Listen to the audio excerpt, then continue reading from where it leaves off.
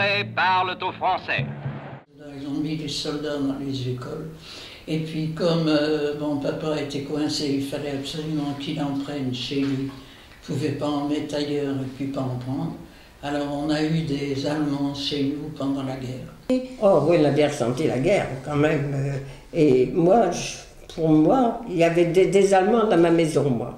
D'accord, il y avait des Allemands dans votre maison? Ouais, il y avait 2 Allemands dans ma maison. Je ne comprends pas qu'on était 4 femmes et un grand-père et que cette maison avait été réquisitionnée, une pièce pour des Allemands. On n'a jamais compris ça depuis, mais enfin c'était dans le moment. Et ils les emmenaient ici, ils étaient plutôt tristes parce qu'ils les emmenaient ici pour qu'ils se refassent une santé et puis partant d'ici, ils partaient sur Stalingrad tout de suite, ils savaient que c'était la mort au bout. Et en même temps les réfugiés du nord de la France et en même temps l'occupation des Allemands. Des réfugiés? Mais il y avait des réfugiés de... Alors le nom m'échappe maintenant, mais voilà, vous serez obligé de couper, cher monsieur. C'est pas ça. Non, des Ardennes, je crois. Des Ardennes, voilà, c'est ça. Et qu'est-ce qu'ils venaient faire là? Eh bien, ils étaient chassés par la guerre, quoi, quelque part. D'accord, donc ils fuyaient par l'ouest. Voilà, c'est ça. D'accord. Et vous aviez des Allemands? Voilà, et la maison où je suis, qui appartenait à mes grands-parents, il y avait des Allemands qui logeaient à l'étage. Premièrement, mon père avait été dans les Ardennes, comme sous-officier au début de la guerre, fait prisonnier là-bas. Il était tellement bien reçu chez des gens qui avaient l'hospitalité, qu'il avait laissé l'adresse de la Buissonnière. Et au moment de la débâcle, des Ardennes qui sont revenus beaucoup sur la Vendée, 21 personnes qui sont venues coucher à la Buissonnière. Il y en avait partout, dans le grenier, partout. 21 personnes, avant qu'il y avait, après, ils ont fini à Noirmoutier, parce qu'ils étaient attribués, tu vois, l'hébergement où ils devaient aller. Mais là, ils ne savaient pas où aller. C'était un industriel là-bas qui avait des voitures.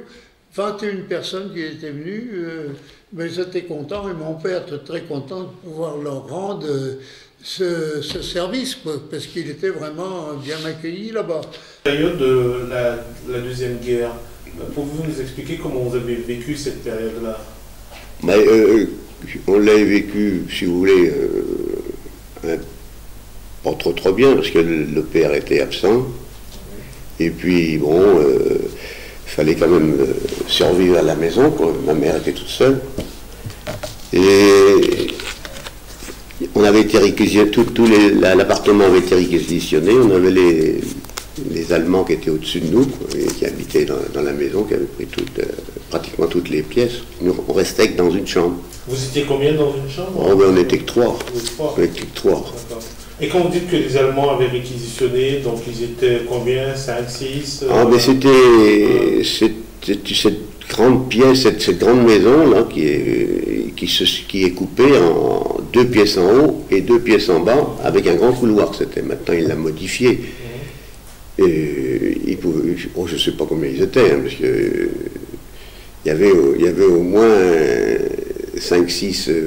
Ah oui, facile. Bah, c'était presque une chambre de caserne. Mais vous n'aviez aucune obligation par rapport à eux, leur fournir à manger? Ah non. Tout, d'accord, ils réquisitionnaient? Non, même, bon, ben, ils nous donnaient des petites friandises, des fois, on avait peur de se faire empoisonner, mais c'était ça. D'accord. Alors, ceci... Allez-y. Alors, ils occupaient chez Oder, ils occupaient aussi toute les parties des écuries, parce qu'ils avaient leurs chevaux, tout ça. C'était quasiment partout, quoi. On avait vraiment une ambiance d'occupation, là, ou... Oui, assez, parce que la maison bourgeoise qui est de la préfecture, c'était les pontifes qui étaient là, c'était les officiers, la maison des officiers. Le château où est où est Intermarché, enfin Carrefour, oui. Il y avait des officiers aussi là-dedans. D'accord. D'accord, donc on sentait vraiment... Ah oui, il y avait une garnison, quoi, qui était là, quoi. Alors, c'est pareil, si vous voulez, un fait de la guerre. On avait entendu dire, on avait des journaux, mais je ne sais pas ce qu'il y avait dessus, que les Allemands s'amenaient par... comment que ça pouvait s'appeler? La route d'Almansour. Non, non, mais de plus loin. Et qu'ils avaient, dans un patelin, arrêté toutes les personnalités. Il y en avait les maires et compagnie, il y en avait 5 ou 6. Ils les avaient mis le long du mur du cimetière et qu'ils les avaient fusillés. Et c'était eux qui venaient par là. Ils descendaient sur... il y avait une poche, est-ce que c'est la poche de Maran ou la poche de La Rochelle? Oui, il y avait une poche qu'ils ont fait. Ils sont restés coincés là, les Allemands, pendant longtemps. Et un tantôt, on dit, les voilà qui viennent par ici. J'aime mieux vous dire que les volets, on les ouvrait à peine, mais on regardait pour voir où ils allaient aller. C'est là où ils ont tué Auguste Muraille. Alors Auguste Muraille était un Ordésien? Oui, il habitait l'Angelière avec sa femme. D'accord. Alors là, ils l'ont tué, c'est bien un petit peu de sa faute, parce qu'il avait été prisonnier en Allemagne. Et il avait réussi à obtenir sa libération.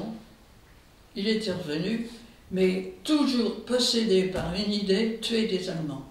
Alors il avait toujours une arme sur lui. Et ces Allemands-là qui descendaient, là, qui avaient fait des sales coups, là, il les a suivis longtemps. Et voyant toujours ce type qui les suivait, ils se sont inquiétés, ils l'ont fouillé, puis ils l'ont trouvé des armes sur lui. Alors ils l'ont arrêté. Et ils étaient en face d'une ferme, je ne sais pas comment ça s'appelait la ferme.